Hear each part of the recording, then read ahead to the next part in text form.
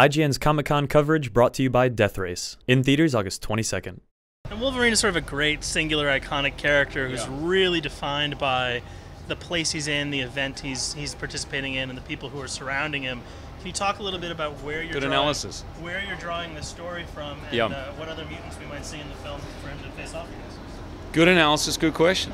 It's a prequel, so for people who are not au fait with the comics, it's going to take us back pre-X-Men 1, where you're going to get to find out how and why he got the metal claws, how he became to be called Wolverine, who he was, how you see him from being a little kid right through. Now, Wolverine, you have to understand, has regenerative abilities, so we don't know exactly how old he is, but safe to say he's older than 100 years.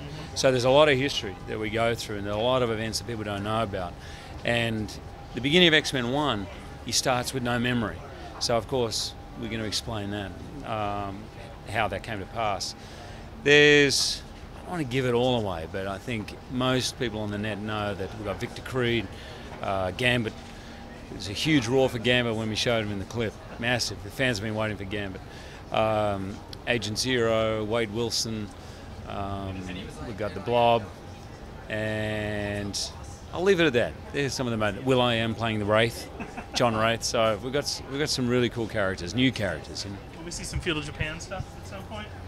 You know, it's my favourite Wolverine sort of story in a way, and I love it. And I was very tempted to go down that path for this film, for Japan, but we just thought you can't really do Wolverine until you've fully explained who he is, done his origin. So, origin first, see how people like it, maybe Japan second. Well, thanks so much. That's a tip I haven't given it on.